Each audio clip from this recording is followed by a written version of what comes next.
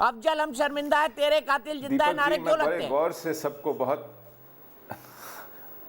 हाँ, और भारत तेरे टुकड़े होंगे इंशाअल्लाह इंशाअल्लाह, ये नारे भी लगते हैं।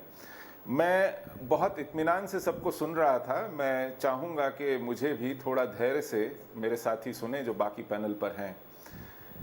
देखिए, गुरदीप सप्पल जी बहुत कसीदे पढ़ रहे थे कांग्रेस के मानवाधिकार पर जो रिकॉर्ड है उसके।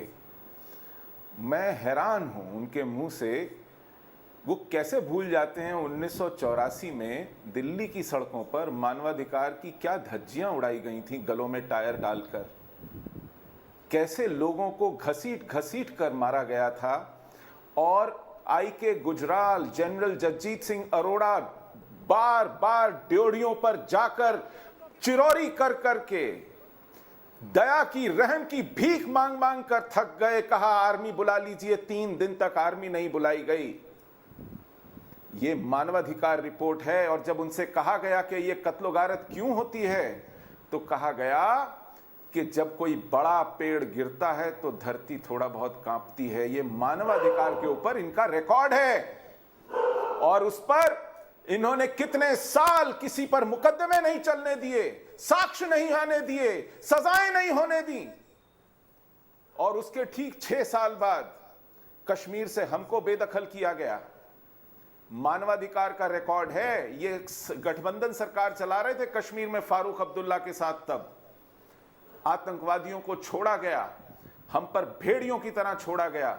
और आज तक, उसके बाद ये 10 साल तक इन्होंने सरकार चलाई, इन्होंने किसी पर मुकदमा नहीं चलाया, किसी को सजा नहीं दी, एक कमीशन तक नहीं बैठाया कि कश्मीर से लाखों लोग भाप की तरह उड़ गए घाटी में से, उनके मानवाधिकारों का क्या हुआ? ये मानवाधिकारों पर कसीदे पढ़ते हैं, डींगे हाँकते हैं, ये कहते हैं कि ये मानवाधिकारों के हामी हैं। कमाल है। और दूसरी तरफ है वामपंथ, बोलने दीजिएगा। कहता है 35 साल हमने बंगाल में राज किया, आज इनको पूरे बंगाल में एक एमएलए ढूंढने को नहीं मिलता है अपना, कोई पानी लेवा नहीं है, कोई नाम लेवा नहीं है।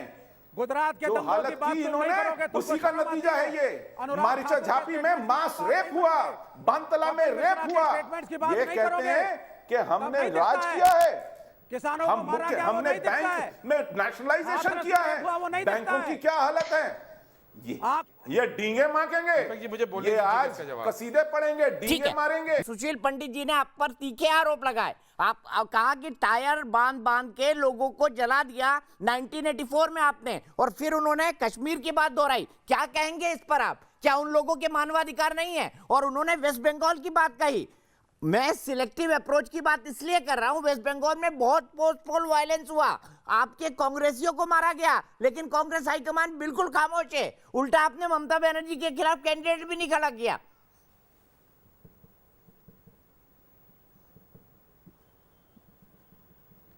आपने इतने सारे सवाल पूछे हैं, एक एक करके जवाब लीजिए। सबसे पहले कश्मीर पर जवाब। कश्मीर में जिस दिन कश्मीरी पंडितों को वहां से भागने में मजबूर किया, वो तारीख थी 19 जनवरी 1990।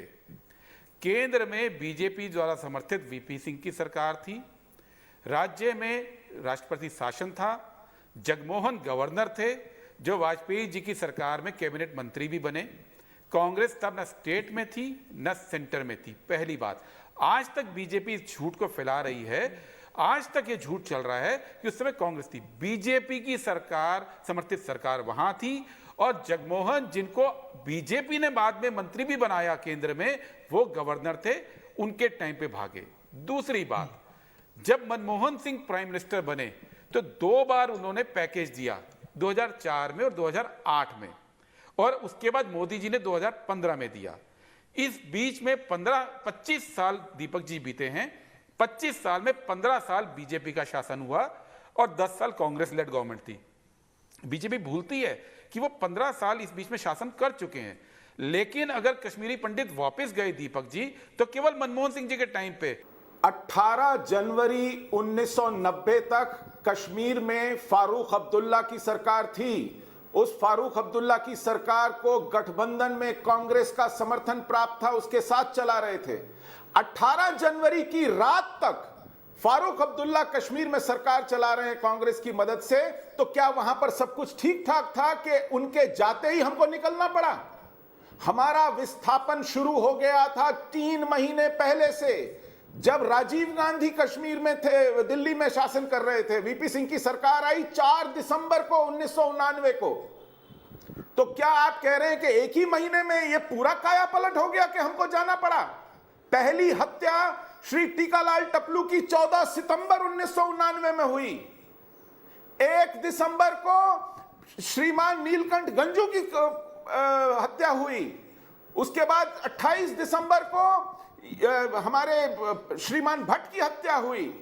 इस बीच में मुफ्ती मोहम्मद सईद की बेटी को अगवा कर लिया गया। या फारूक अब्दुल्ला की सरकार थी? आपको ये मानना केंद्र पड़ेगा राज्य में फारूक आपको ये अब्दुल्ला मानना की सरकार पड़ेगा थी जो कि कांग्रेस के भारतीय जनता समर्थन से चल पार्टी रही थी। कश्मीरी पंडितों तो की ये भी सब चैंपियन हो नहीं रहा रहे। था कांग्रेस और नेशनल कॉन्फ्रेंस की गठबंधन सरकार की नाक के नीचे।